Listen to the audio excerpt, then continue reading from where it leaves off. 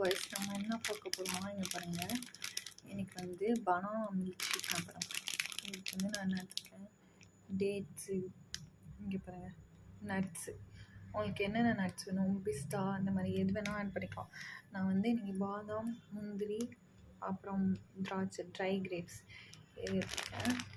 இதை வந்து என்ன பண்ணணும், நான் வந்து கொஞ்சம் ஒரு 2 மணி நேரத்துக்கு முன்னாடி ஊற வச்சுருக்கேன்.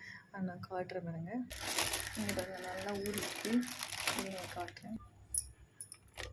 இங்கே பாருங்கள் நல்லா ஊறிச்சு.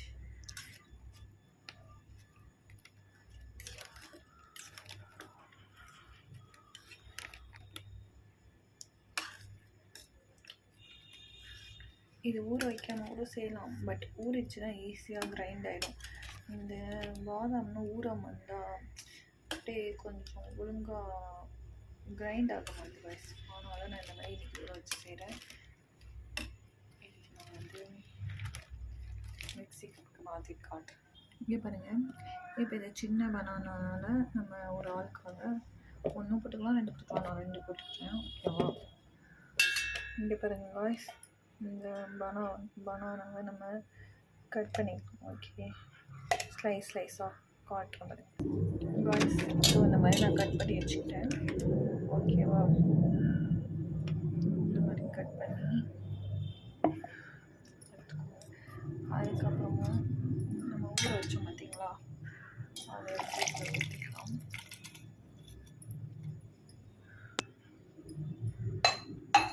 இதுக்கு உங்களுக்கு வேணும்னா மில்க் ஆட் பண்ணிக்கலாம். இன்னைக்கு நான் கொஞ்சம் மில்க் ஆட் பண்ண போகிறேன்.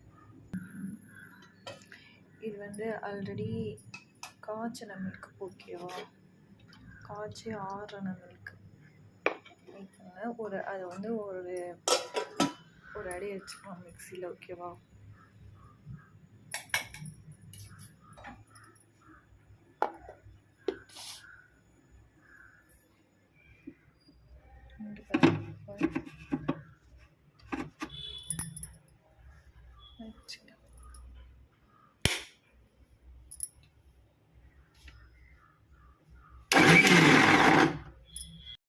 இங்கே பாருங்கள் வாய்ஸ், இது அப்படியே ஸ்மூதி மாதிரி இருக்குது.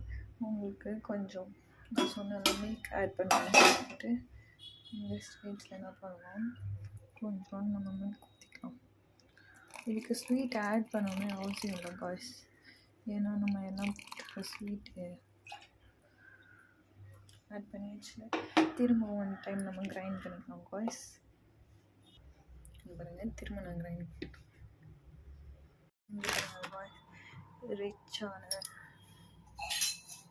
Banana nuts milkshake ready.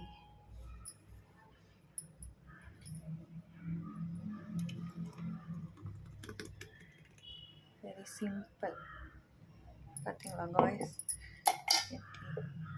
ஈஸியாக முடிஞ்சிச்சு பாருங்கள். Healthy breakfast. உங்களுக்கு பிடிச்சிருந்துச்சா நீங்களும் செஞ்சு பார்த்துட்டு கமெண்ட் பண்ணுங்கள் காய்ஸ். பாய்.